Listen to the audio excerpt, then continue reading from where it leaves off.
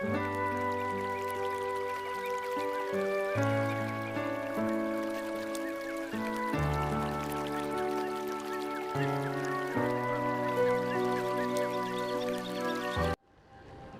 qué gozo poder estar con ustedes para continuar en este camino de infancia espiritual. Hemos venido hablando ahora ya de la primera verdad del camino evangélico de la infancia espiritual.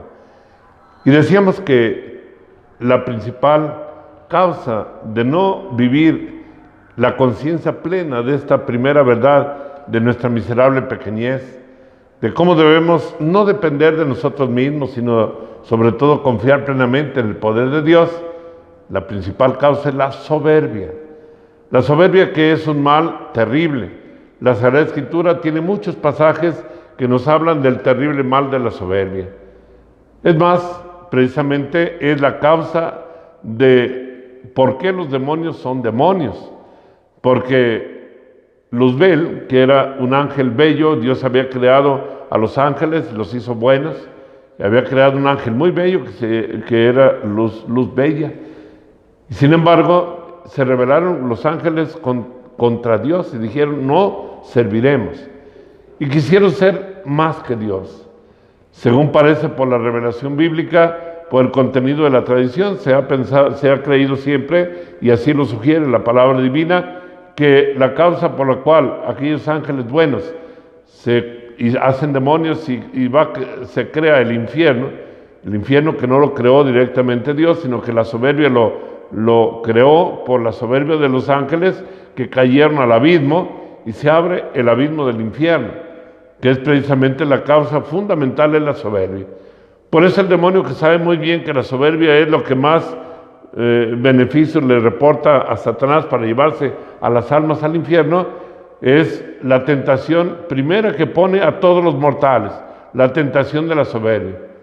Es más, como ya lo sabemos, por el relato bíblico, que nuestro Señor Jesucristo en las tentaciones fue tentado también con la tentación aquella de la soberbia. Todos los reinos del mundo te doy si me adoras, le había dicho el demonio a nuestro Señor. El soberbio, desde luego, no está en la verdad, porque el soberbio está engañado creyendo ser el centro del universo. Y ahí está precisamente el terrible mal de la soberbia, querer ser superiores a los demás, querer ser grandes, cuando nosotros sabemos, por esta primera verdad del camino evangélico, que no somos más que como un átomo, una arenita en medio de todo un océano. Como no estamos en la verdad, quien vive en la soberbia no está en la verdad, entonces no está sintonizado con Dios, que es la verdad misma. Recordemos que Dios nuestro Señor lo dijo: yo soy el camino, la verdad y la vida. El que se vanagloria, el que se siente grande de sus cualidades y cree tener lo que no es de él, cree que es suyo, que es fruto de su grandeza, desde luego que es un ladrón, porque está robándole a Dios lo que a Dios le corresponde. Dice el libro de la sabiduría, en el libro del Eclesiástico, capítulo 10, versículo 7, que la soberbia es odiosa al Señor y a los hombres. El Señor arranca de raíz a los soberbios y planta en su lugar a los humildes. Eclesiástico, capítulo 10, versículo 18. Dios rechaza a los soberbios y a los humildes les da su gracia. Dice la primera de Pedro, capítulo 5, versículo 5. Todos estos pasajes nos hacen referir, desde luego, nos traen a la mente aquel cántico tan hermoso de la Santísima Virgen María, el canto del Magnificat, cuando dice: nuestra Madre desposeyó a los poderosos y exaltó a los humildes, a los hambrientos los colma de bienes y a los ricos los dispersó sin nada. El Señor destruye la soberbia del hombre y construye la humildad. Cuando la Santísima Virgen ha venido del cielo en las distintas apariciones desde todos los siglos de la Iglesia, siempre ha venido a presentarse a los pequeños, a los humildes, a los sencillos, a los que no se sienten nada. Tenemos el ejemplo de San Juan Diego, nuestra Madre Santísima, cuando viene el cerrito del Tepeyac. San Juan Diego era un indito, una persona humilde, sencilla, muy pequeño y se sentía como tal, al grado de que llegó a decir, soy gente menuda, soy escalerilla de tabla, soy cola, o sea, no valgo, búscate otro. Y nuestra madre se fijó en él por eso, justamente, por su pequeñez, porque realmente se sentía lo que era, vivía en la humildad, vivía en la verdad. Y dice nuestro Señor muy claramente en la Sagrada Escritura, en el profeta Isaías, capítulo 66, versículo 2, dice, mis miradas se posan sobre los humildes y sobre los de contrito corazón. Mis miradas se posan sobre los humildes y los de contrito corazón.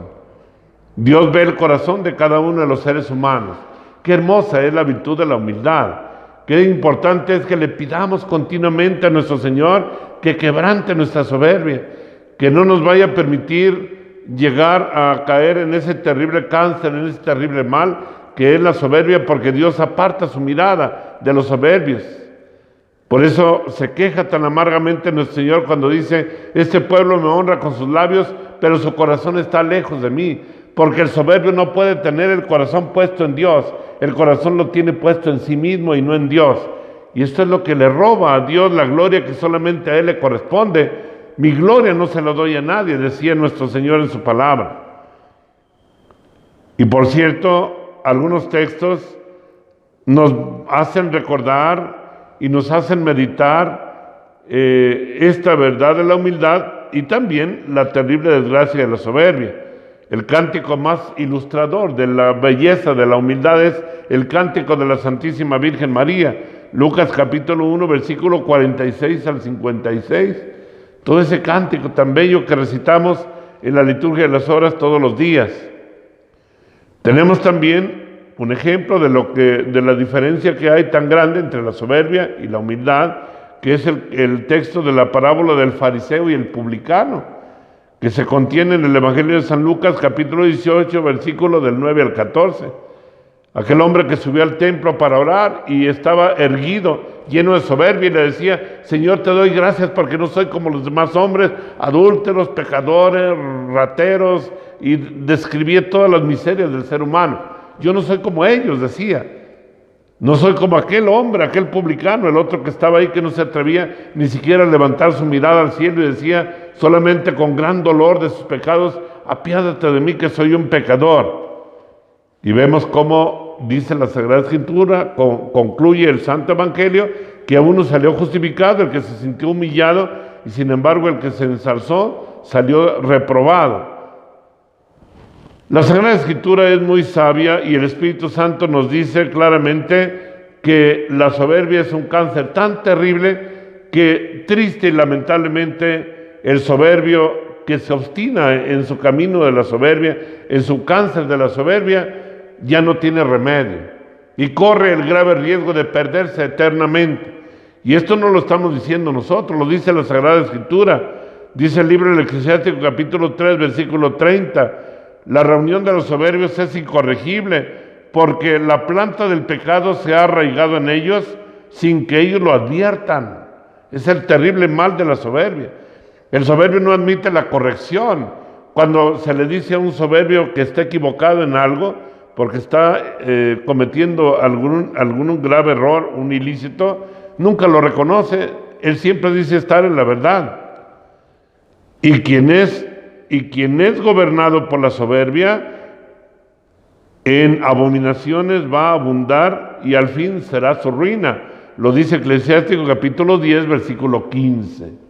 Dios nos libre de este terrible mal que es la soberbia. La soberbia es tan terrible que nos puede orillar precisamente a estar cerrados a la gracia divina, a cerrarnos a la gracia divina. El corazón se ofusca, la mente no encuentra razones, el soberbio. El soberbio es, algunos ejemplos lo pueden representar. Un soberbio es semejante a una persona que se está mordiendo un pan de jabón y está hasta lanzando espuma por su boca, y alguien le dice, ¿cómo es posible que estés comiendo jabón?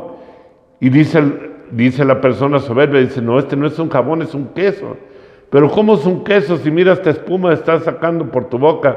No, lo único que podría pensar es que sabe a jabón, pero no es jabón, es queso. Es precisamente el gran problema de la soberbia. El soberbio no quiere reconocer, aunque sepa que está en el error, no lo quiere reconocer. Y ese es precisamente el grave mal de la soberbia. Pero si la soberbia de sí no tiene remedio, Dios en su infinita misericordia tiene un remedio para él.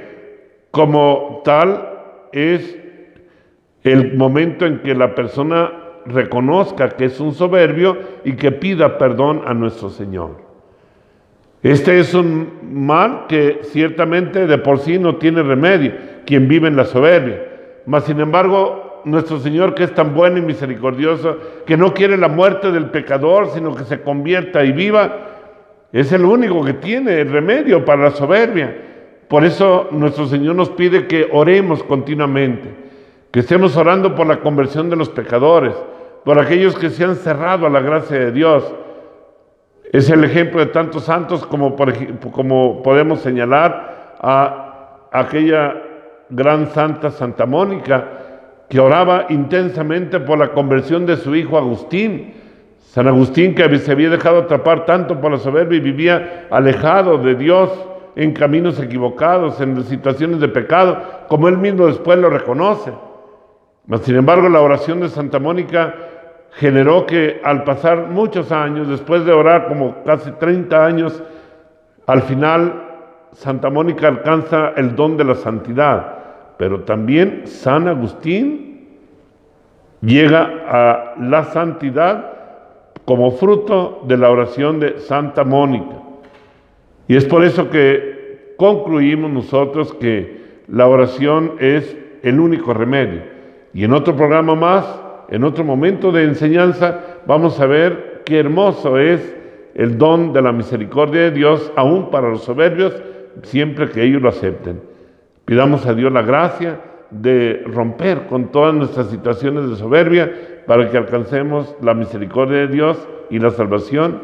Les doy la bendición en el nombre del Padre, y del Hijo, y del Espíritu Santo. Amén.